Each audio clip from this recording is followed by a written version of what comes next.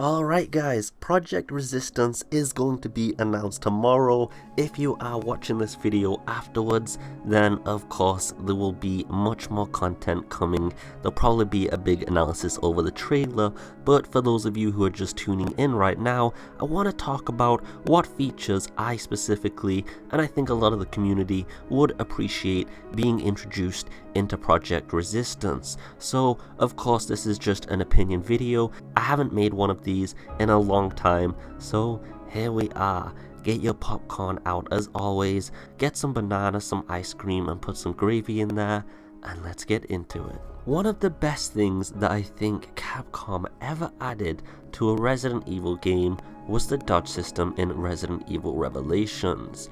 Now, many people will remember this. It was a very skill-based system where when executed properly, you would dodge the enemies, and if you failed, you'd end up taking damage instead, more so than you would have regularly. So there was a payoff either way based on your skill level, and this also allowed you to maneuver around the environments and enemies and boss fights respectively. Even Resident Evil 2 had some similar version of a dodge system. It wasn't a button that you could press, but you could grapple away from zombies based on where they lunged at you and the angle your character was moving. And so in the new game, I would like some form of a dodge system to return. It's just a really awesome feature, to be honest, and if you do keep it skill based, where if the player messes up they take extra critical damage, then it just makes up for it and balances it all out. The next thing is of course some extra spicy additions to the lore. Resident Evil 7 didn't really add too much in the grand scale of things.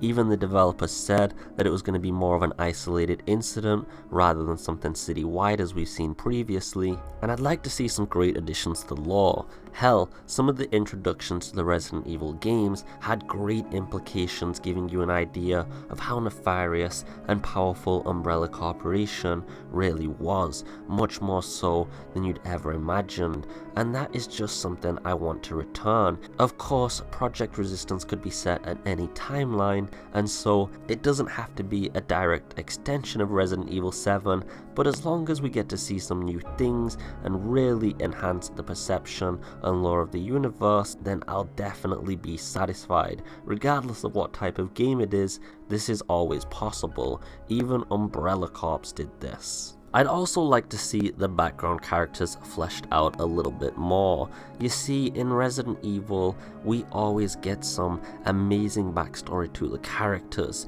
Leon, Claire, Jill, Chris. Throughout the games we learn so much about these characters and many more, and even in these side games such as Outbreak 1 and 2, we get to learn so much about the characters that are going through the events, and I'd like to see that return. I'm not sure about other people, but learning about the backstory of characters, it really helps attach me to them. It really makes me feel more immersed in the universe, almost as if I was actually there, and that just makes the experience 10 times better.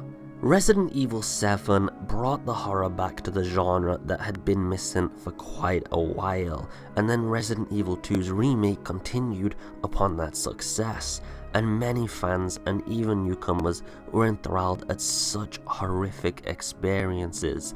This is one thing that definitely has to make a return. It doesn't have to be completely creepy 24/7 like Resident Evil 7 was, but that atmosphere and ambience that everyone's been yearning for so long should definitely remain, and I'm sure many people can agree with this one. I'd like some more memorable soundtracks. Resident Evil 7 and 2 took a much more atmospheric approach. Most of the game was shrouded in silence, there was no real music. There were moments in boss fights and other places where you could hear it, but many people don't remember any memorable songs, whereas in the earlier Resident Evils, there were so many memorable ones that everybody has their own favorite. I bet many of the people who are watching this channel, for example, even though the background music is here because it is from Resident Evil. I do like the atmospheric approach, and I've complimented Capcom on this immensely, but I really think a more immersive music track at certain points would definitely make things a lot more spicier.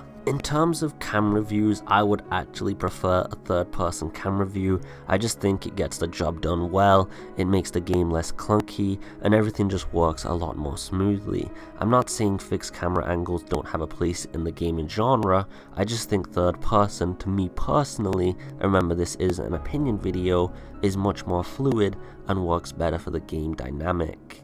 Anyway, these are just some of the things that I would really like to see returning into the new Resident Evil game.